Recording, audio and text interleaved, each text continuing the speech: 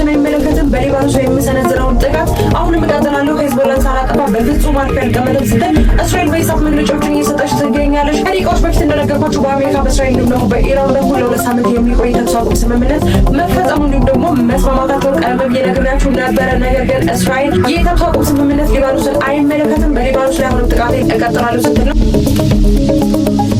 መግለጫዎችን እያወጣች የምትገኘው። መካከለኛው ምስራቅ ጦርነት ከተጀመረ በኋላ ኢራንን ለማገዝ እንግዲህ በሊባኖስ ውስጥ የሚገኘው የሄዝቦላ ቡድን በእስራኤል ላይ ጥቃት መሰንዘሩ የሚታወቅ ነገር ነው። እስራኤልም ይህንን ነገር በፍጹም አላቆሙም፣ ሄዝቦላንም አጠፋለሁ ስትል ነው በይፋት መግለጫዎችን እየሰጠች የምትገኘው። ሊባኖስም የዚህ ጥቃት ሰለባ ሆና መቆየቷ ብቻ ሳይሆን ከዚህ በኋላ ሰለባ ሆና እንደምትቀጥል ጨምሮ መረጃዎች እየወጡ የሚገኙት በዚህ ጉዳይ ላይ ደግሞ በሌሎች አዳዲስ መረጃዎች በድጋሚ ተመልሼ እመጣለሁ። ፕላስ ምልክቷን መጫናችሁን አትርሱ። መልካም ቀን ይሆናል።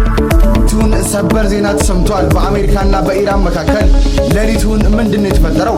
አሜሪካና ኢራን ለ2 ሳምንት የሚቆይ የሁለትዮሽ የተኩስ አቁም ስምምነት ማድረጋቸውና ሌሊት 9 ሰዓት ላይ በኢራን ላይ ሊፈጸሙ የነበረው ጥቃት መሰረዙን የአሜሪካው ፕሬዝዳንት ዶናልድ ትራምፕ አስታውቋል። ኢራንን በበኩሏ ለ2 ሳምንት የሆርሙዝን ሰርጥ በአስቸኳይ ተከፍቶ መርከቦች እንዲያልፉ መስማማቷም ተነግሯል። አገራቱን ሲያሸማግሉ የነበሩት የፓኪስታን ጠቅላይ ሚኒስትር የተኩስ አቁሙ ወዲያውኑ ተግባራዊ መሆን እንደሚጀምር አስታውቋል። እናም በስምምነታቸው መሰረት አሜሪካ ለ2 ሳምንት ያህል በኢራን ላይ ምንም አይነት ጥቃት የማትፈጽም ሲሆን ኢራን ደግሞ በሆርሙዝ ወሽመጥ በኩል መርከቦች እንዲያልፉ የፈቀደች ሲሆን ኢራን 10 ነጥቦች ያሉት እቅዷንም ይፋ አድርጋ ከአሜሪካ ጋር እየመከረችበት እንደሚገኝ ቢቢሲ አስነብቧል። ይህ ዜና ለመላው ዓለም እፎይታን የፈጠረ የምስራች ዜና ነው። አዳዲስና ወቅታዊ መረጃዎችን እየተከታተሉ የማድረሳቸው ይሆናል። ፕላስ ምልክቷን እየነካችሁ ፎሎ ያድርጉ። ሌላ አስደሳች የሆነ ሰበር መረጃ የነዳጅ ዋጋ በከፍተኛ ሁኔታ እየቀነሰ ይገኛል። የመካከለኛው ምስራቅ ጦርነት ለ2 ሳምንት የተኩስ አቁም ስምምነት መፈራረማቸው እንዲሁም በተጨማሪ ደግሞ የሆርሙዝ ወሽመጥ መከፈቱና ለመከፈት ማለት ፈቃደኛ መሆናቸውን ተከትሎ ነው ይህ የነዳጅ ዋጋ በከፍተኛ ሁኔታ ቀናሽ እያሳየ የሚገኘው። ለምሳሌ ያክል በአሜሪካ እንደ ዌስት ቴክሳስ ያሉ ሀገሮች ላይ እንግዲህ እስከ 18% የሚደርስ የነዳጅ ዋጋ ቀናሽ አሳይቷል። ይህም እንግዲህ $100 በላይ ሲሸጥ የነበረው ነዳጅ እስከ $92 ወርዶ እየተሸጠ እንደሆነ ጭምር እየተነገረ የሚገኘው። እንዲሁም ደግሞ በበርሚል ማለት ድፍድፍ ነዳጅ በርሚል እስከ 6% ቀናሽ አሳይቶ ወደ $103 እየተሸጠ እንደሆነ ጭምር እየተነገረ የሚገኘው አሁንም ማለት ነው። ይህ የተኩስ አቁም ስምምነት በመፈረሙ ምክንያት ይህን ያክል የነዳጅ ዋጋ ቀናሽ የሚያሳይ ከሆነ መርከቦቹ በተላልፍ በሚጀምሩበት እንዲሁም ደግሞ ሌሎች ሀገሮች ነዳጅ ማስገባትና መግዛት በሚጀምሩበት ሰዓት ከፍተኛ የሆነ የዋጋ ቀናሽ ይደረጋል ወይም ደግሞ ያሳያል ተብሎ ይጠበቃል። ለምሳሌ ያክል ጦርነቱ ከመጀመሩ በፊት ወደ $70 አካባቢ የነበረው የነዳጅ ዋጋ እንግዲህ ወደ 105 እንዲሁም ደግሞ እስከ $110 ድረስ ከፍ ብሎ እንደነበረ ጭምር የሚታወስ ነገር ነው። አሁን ግን እጅግ በጣም አስደሳች የሆነ ሰበር መረጃ የተሰማ ይገኛል። በተለይም ደግሞ ነዳጅ በሰው እንደሚጠቀሙ ኢትዮጵያን ጨምሮ ማለት ነው እንደ ኤዥያ እንዲሁም ደግሞ የተለያዩ የአፍሪካ ሀገሮችን ጨምሮ እፎይታ እንዲሁም ደግሞ ሰላምን የሚሰጥ አስደሳች የሆነ ሰበር መረጃ ነው። በዚህ ጉዳይ ላይ አሁንም አዳዲስ መረጃዎችን የማገኝ ከሆነ በፍጥነት ይዤላችሁ እመጣለሁ። ፕላስ ምልክቷን ተጭናችሁ አብራችሁኝ ቆዩ። መልካም ቀን።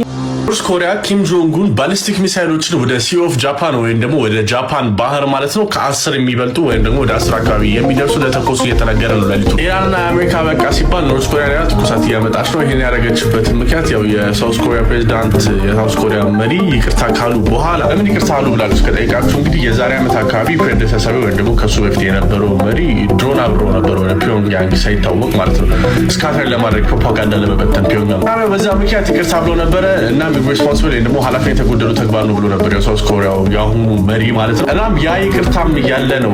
ዲፕሎማሲውን ለማስተካከል እየሞከሩ ነው። እንግዲህ ባሊስቲክ ሚሳይሎችን ወደ ሳውዝ ኮሪያ ወደ ጃፓን ሲኦፍ ጃፓን የተኮሱ እና ሙከራ ነው ተብሏል። የሳውዝ ኮሪያ ሚሊተሪ የሚያለው ምንድን አንኢደንቲፋይድ ፕሮጀክታይል ዲቴክት ያደርጋል ወደ ከፒዮንግያንግ የተተኮሰ ማለት ከዛ ደግሞ ድጋሚ መልቲፕል አንኢደንቲፋይድ ባሊስቲክ ሚሳይል ከዋንሳን ኤሪያ ኖርዝ ኮሪያ ውስጥ ከሚገኝ ማለት ነው ተነስቶ ባህሩ ምስራቅ ሳይድ ማለትም የሲኦፍ ጃፓን የሚባለው ማለት ነው ወደዛ ሲሄድ ባሊስቲክ ሚሳይሎች ማለት ነው ድጋሚ ዲቴክት ይደረጋል። እንደተባለው ከሆነ ሚሳይሎቹ 240 ኪሎ ሜትር ፍላይ አድርገዋል። አየር ላይ ወደ 10 ደቂቃ አካባቢ ቆይቶ እነዚህ ሚሳይሎች ምንም ጉዳት አላደረሱም። የጃፓን ዋተር የሚባሉት ወይም ደግሞ የጃፓን ክልል ውስጥ አልገቡም። ከዛ በተጨማሪ ግን የዩናይትድ ኔሽንስ ሴኩሪቲ ካውንስል ሪዞሉሽን ኖርዝ ኮሪያ የሚሳይል ፕሮግራም ጋር ያላትን ማለት ነው እሱን ግን ቫይሌት ያደርጋል ወይም ደግሞ ዋትስአፕ የተባለው አፕሊኬሽን ወይም ደግሞ ዋትስአፕ የተባለው መተግበሪያ ላይ ያነጣጠረ የተለያዩ ጠለፋዎችና ሀኪንጎች እየተካሄዱ እንደሆነ በአሁኑ ሰዓት ላይ የኢንፎርሜሽንና መረብ ደህንነት አስተዳደር እንግዲህ ተናግሯል። የተለያዩ ሊንኮችን በመላክ የሆነ ነገር ሰፖርት አድርጉ፣ ይሄንን አካል ደግፉ፣ ይሄን ለዚህ አካል ይሄን ድምጽ ስጡ በማለት የተለያዩ ሊንኮችን በመላክ እነዛ ሊንኮች ስትነኩ የእናንተን አካውንት አክሰስ በማግኘትና በመጥለፍ